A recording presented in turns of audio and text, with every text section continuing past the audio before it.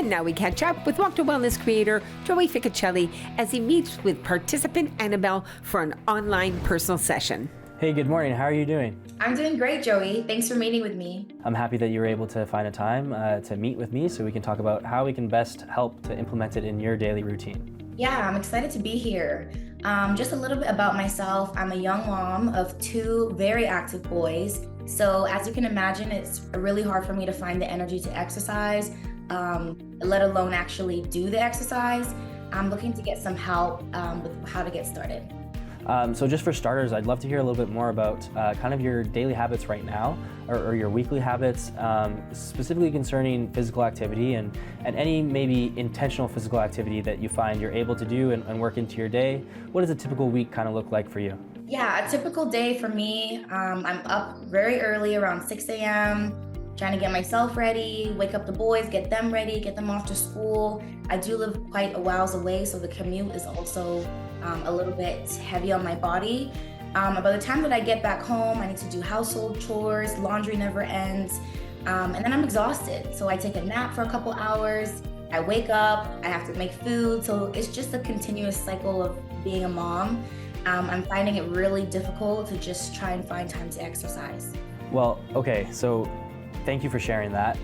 First and foremost, I'd just like to say that right off the bat, this exercise program doesn't require a big allotment of time, and the idea behind this exercise program is something called exercise snacks. So exercise snacks have been heavily researched out of the University of Toronto, and they've been shown that really only up to a few minutes of actual movement repeated throughout the day has major benefits. So for someone like yourself with a little bit lower energy, who finds it tough to maybe find 30 minutes or an hour typically to get some exercise in, I think this could be a great answer to help facilitate more physical activity movement throughout your day. How does that sound? I think it sounds doable. I mean, I'm willing to try anything at this point, so I'm ready. Totally understandable, totally understandable. Okay, so how about in terms of your walking or any movement that you are doing, do you use a mobility aid at all? No, I don't need a mobility aid. What I really need, Joey, is a maid, but I can't get that either. But what I do notice is really just shortness of breath. I'm going on walks with my kids every other day or so, and I'm struggling to really keep up with them. Well, I'm glad to hear that. And also let me just preface that at any point during this exercise program, if you feel tired or feel like you would like to sit down, please do not push through that and totally take a rest. Having a break in between movement is totally fine. The more movement we can add, the better, but ensuring that it's within your limits and within your body, it's really important to listen to your body. And if your body would like a rest, that's definitely beneficial. I have some questions about if you have any concerns or any injury history, any physical concerns that you'd like to share that may be important for me to know before we decide maybe where you should start in the exercise program? No, nothing too serious. I've noticed that I do get joint pains from being on my feet way too long. Like if I've had a long day of running errands, cooking, cleaning, and I don't take a break, then I do feel that pain. So exercise is the last thing on my list. Totally, that's completely understandable. So our program actually starts with 3 days a week with just the warm-up exercises to kind of build that lower extremity strength that's really important for walking. And so that can be exercises that are completed actually from a seated position. And so the instructions would be to try them after breakfast, lunch, and dinner, which really helps make it a habit within your daily routine. But there's also some glucose regulation benefits from doing exercise after eating, which are extremely beneficial, which is another kind of avenue that we're hoping to benefit from with this exercise program. Huh, I didn't realize that. Like I said before, for a person kind of your level of physical activity, the more physical activity we can add to your daily routine, the better the outcomes will be and the better you'll be feeling. Today, I'm going to take you through the warm-up exercises. Feel free to grab a chair and join me. So all 4 warm-up exercises can be completed from a seated position. For the purpose of you seeing better, I'm just going to turn my chair to the side.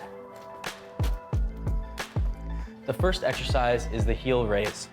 For the heel raise, you're going to think about driving your heel up to the sky. For this one, you're gonna think about up for a second, hold for a second, and down for a second. This exercise can be completed with both legs at the same time or one at a time. So once again, lift the heel up for a second, hold for a second, and down for a second. For the second exercise, we have the toe raise. For the toe raise, you're gonna think similar to the heel raise. You're gonna think drive the toe up to the sky. Similar to the heel raise, up for a second, hold for a second, and down for a second. Once again, can be completed one leg at a time or two legs at a time. 1 second up, hold for 1 second at the top, and 1 second down. The next exercise is the leg extension exercise. For this exercise, I recommend using the bottom of the chair to brace for extra balance. For the leg extensions, we're gonna think about extending the leg at the knee joint. For this exercise, you can do it one leg at a time or both legs at the same time. And again, slowly extend the leg at the knee, hold for 1 second, and bring it back down. As well, as long as you're holding onto the seat, you can do both legs at the same time. For the final exercise, we have the hip flexion exercise. Once again, brace the chair, be in a comfortable position, and think about driving your knee up to the sky. This exercise, I recommend doing only one leg at a time. As well, 1 second up, hold for 1 second at the top, and 1 second on the way down. If performing the hip flexion exercise from the chair is uncomfortable, then I recommend trying it against a wall. For the wall, I want you to brace with both hands against the wall for extra balance, and then same thing, think about driving the knee up to the sky as high as possible. And so again, drive the knee up for 1 second, hold for 1 second, and back down for 1 second. And then alternate, other knee up for 1 second, hold for 1 second, and back down for 1 second. If you've made it this far, you've now completed the exercise warm-ups.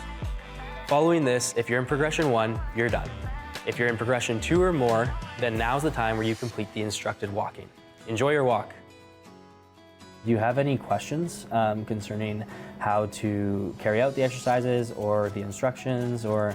No, I don't think I have any questions, Joey. I'm just wondering, when do I know when to move on to the next progression?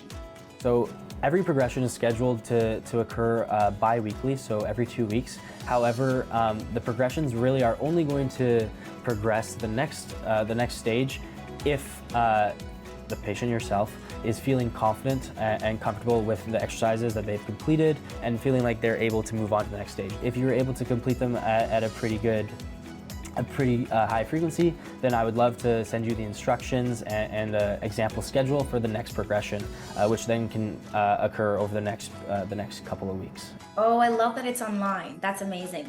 Well, thank you so much for joining me today. I look forward to working with you over the next few weeks and seeing where we can go. Okay, that's great. I'm really looking forward to getting started. Okay, thanks, Joey. Thanks so much. Have a great day.